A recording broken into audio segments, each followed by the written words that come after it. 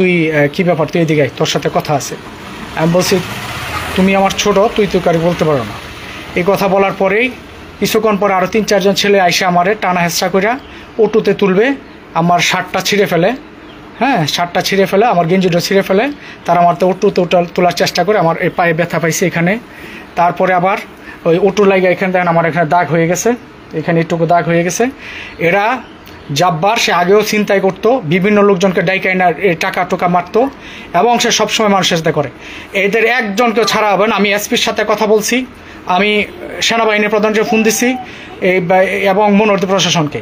আমি 5টার ভিতরে যদি 2 ঘন্টার ভিতরে ওদেরকে অ্যারেস্ট না করে, আমি আজকে আমার এলাকাবাসী, আমার সাংবাদিক ভাই বন্ধু সকলকে নিয়ে আমি মনোহরদী আসতেছি। 5টায় আমি থাকবো, থানায় অবস্থান করবো, ওকে গ্রেপ্তার করা না পর্যন্ত। নাহলে হয়তো বা থানা থাকবে, কারণ এইসব সন্ত্রাসীদের যদি কোনো প্রশ্রয় দেওয়া হয় আমরা এটা আর কখনো মেনে নেব না। একের পর এক এরা অন্যায় করে যায়।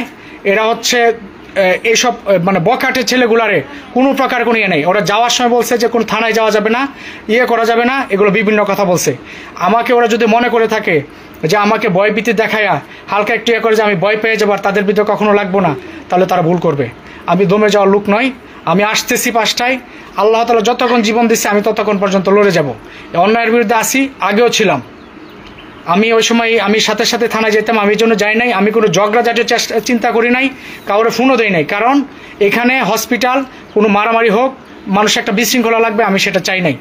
আমি নিজে থেকে ওরা আমার উপর অন্যায় করছে, টর্চার করছে, তারপর আমি চুপচাপ আমি চলে আসছি। আমি ওদেরকে ইয়ে করি নাই। তারা আমার ছবি তুলে তারা ফেসবুকে ছাড়ে। আরে আমি আল্লাহ আমারও হাত দিছে, আমার সব দিছে। আমি এখন আজকে দেখবো যে আমি কতটুকু অবস্থান আর তারা কতটুকু। আমি তার বাড়িতে চাইলেও দেবো। আমি মনোহরদী থানার অফিসারকে বলবো 2 ঘন্টার ভিতর যদি তাকে অ্যারেস্ট করা না হয় আমি দেখবো। এর আগেও হাফেজ, নিহত হাফেজের বউ অসুস্থ, তার টাকা দিতে আমেরিকা, সে ছবিগুলো আমার ফেসবুকে আছে। 10 মিনিটের ভিতরে আমি আজমির আপারে বিদায় দিলাম, ওনার ওয়াইফ রাজনীতি।